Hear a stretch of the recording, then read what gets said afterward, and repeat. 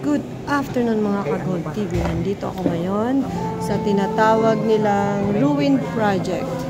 At syempre kasama natin ang Pastor Anthony na hanggang dito sinusundan ng tawag sa telepono ng kanyang mga fans.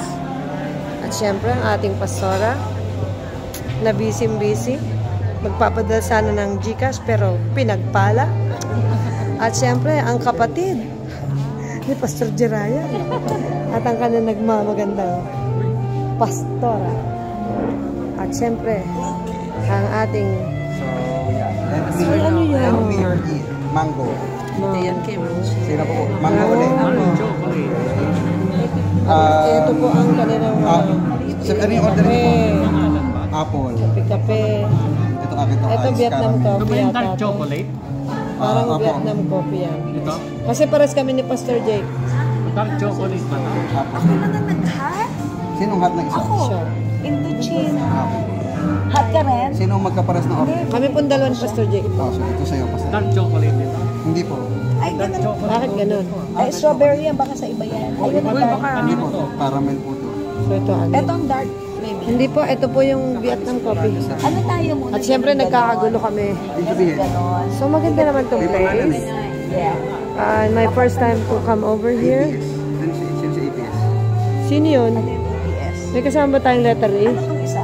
Sabi ko, dark chocolate. Sabi, para magaling order. Tingnan niyo po itong resibo. Ice po sa inyo, ice. Pastor, Dark chocolate. Pastor, check po the Sige resibo. po resibo. So, this is actually a nice place. Medyo ano siya, kakaiba. And they call it Ruin Project. For, I don't know what reason it is, but Ba't wala yung dark chocolate? nawawala ang dark chocolate ni Pastor. So, eto siya. Sa Tagaytay po ito.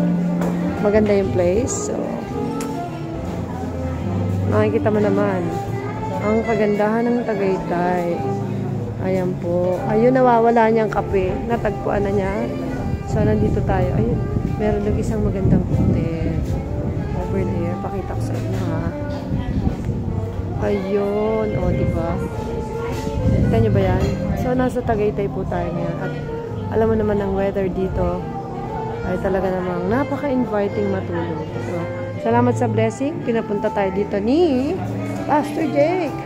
Dahil birthday niya, tayo ay tinitreat niya. Kaya naman, baka naman may libre dito. Kailan pa po kayo dito nag-work, sir? Thank you. Pastor Anthony. At syempre, parang ang sarap-sarap naman ng kanilang kakainin. At eto, syempre, ito na tayo. Ito pa ang mga straw. Ayun, Ruin Project. Ruined. Ito po tissue nyo. Dahil sa sobrang pagkamis namin sa Vietnam, Vietnam coffee pa rin. Kanina umaga, Vietnam coffee na ininom ko. Nainlove na ako sa Vietnam. Pinalampas eh. At babalik pa rin kami sa Vietnam. Itira na kayo sa Vietnam.